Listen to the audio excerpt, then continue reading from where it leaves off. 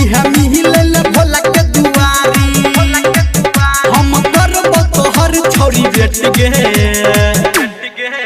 आना मंदिर पे कालब भेट गे आना मंदिर पे कालब भेट गे आना मंदिर पे कालब भेट गे चढ़ले साहबन कॉल संवारी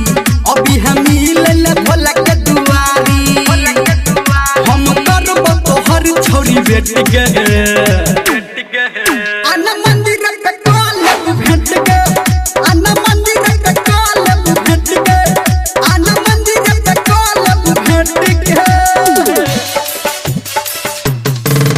आना मंदिर पे कालब आना मंदिर पे कालब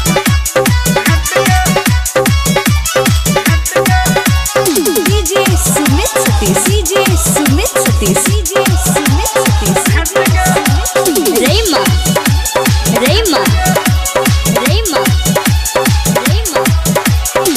हम कहाँ पर लहका के पई तू कहाँ पर लबी है के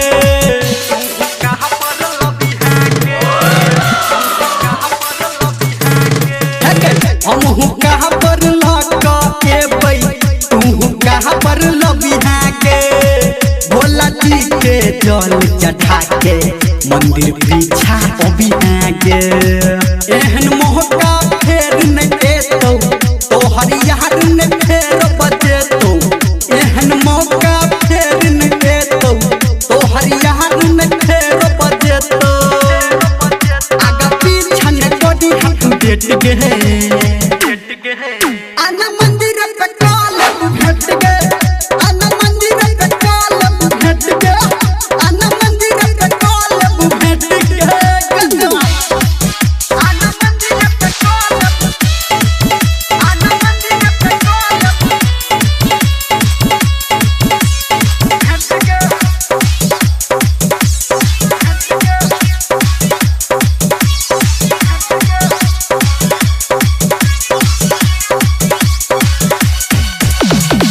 हम दीवाना तोहर दियो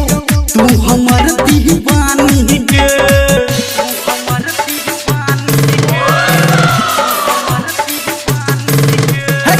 हम दीवाना तोहर दियो तू हमर दीवानी गे आई बेर पार लगे तो गोरकी अपन भोला दानी गे कर तो फोन जब धर्मेंद्र संजय गौतम के अंदर कर तो फोन जब धर्मेंद्र संजय गौतम के अंदर तब कभी हन जाता तू लेट गे आना मंदिर पे कालब भेट गे आना मंदिर पे कालब भेट गे आना मंदिर पे कालब भेट गे चढ़ले साहबन कॉल संवारी अभी हम मिले ले भोला के दुआरी हम करबो तोहर छोरी भेट गे आना मंदिर पे कालब भेट गे आना मंदिर पे कालब भेट गे आना मंदिर पे कालब भेट गे DJ Sumit Satish DJ Sumit Satish